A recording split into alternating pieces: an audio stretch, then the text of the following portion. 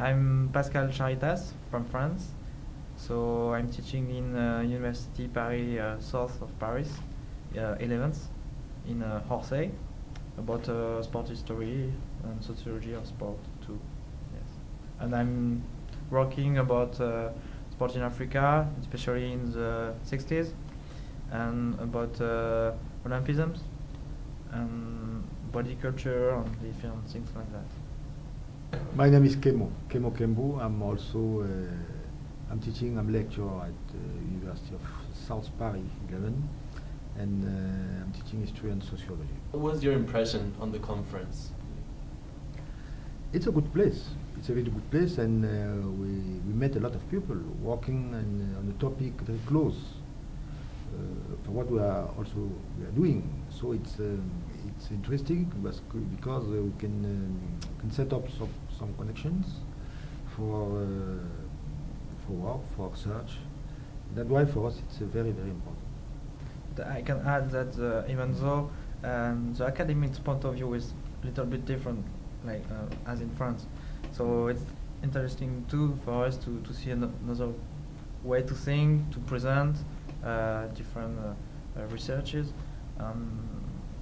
Also, the place where we are, it's very big and different as well in France too. So it's impressed us, but we can have an example in our mind when we are coming back to France to think about different things and to reproduce maybe. It's very interesting. Could you summarize your presentations for us? Alors, notre texte porte aujourd'hui sur la relation entre l'ethnie et l'État.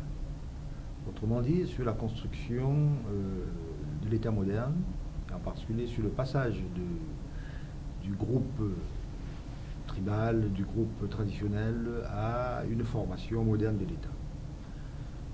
L'objectif principal, le premier, était de montrer comment les États africains se sont structurés, et surtout de montrer quelles étaient les difficultés de cette structuration. Le premier et le second point, c'était de montrer comment le sport pouvait être un analyseur de la relation entre l'unité nationale et finalement l'identité tribale. Et le troisième point, c'était de montrer que la construction de l'État moderne en Afrique restait un projet inachevé et qu'au-delà du football qui occupait l'espace social et l'espace médiatique, il devenait urgent de repenser l'État, donc de le reconstruire le projet politique. Voilà globalement ce que nous avons essayé de montrer. What do you think about this year's theme, which is sports and community building in Africa and the Global South? L'Afrique aujourd'hui est tenue de s'insérer dans le monde. L'Afrique ne peut plus vivre en vase clos. D'ailleurs, l'Afrique n'a jamais vécu en vase clos, puisque toute l'histoire nous montre que l'Afrique a été le lieu de nombreux échanges, a été le lieu de nombreuses influences.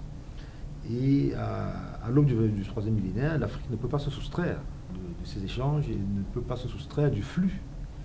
Aujourd'hui, qu'on nomme mondialisation ou bien qu'on nomme globalisation.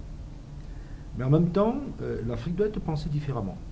Elle doit être pensée différemment avec ses contraintes, avec sa spécificité, et doit s'arrimer, j'allais dire, au grand train de la mondialisation, à son rythme, avec ses moyens, doit contribuer, j'allais dire, à l'intelligence mondiale, avec ses particularités.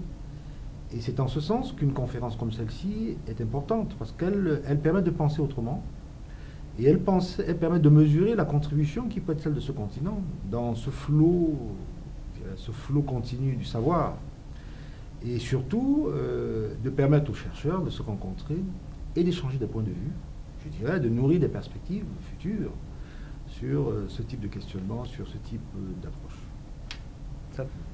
Et c'est important aussi bien du point de vue du champ scientifique que du champ politique, bien entendu, puisque la science n'est jamais très éloignée, en fait, de la construction politique, si on revient à notre communication, de l'idée des États-nations. Et donc ça permet justement de refaire un pont, si je puis dire, entre notre communication et la thématique de la conférence, du colloque.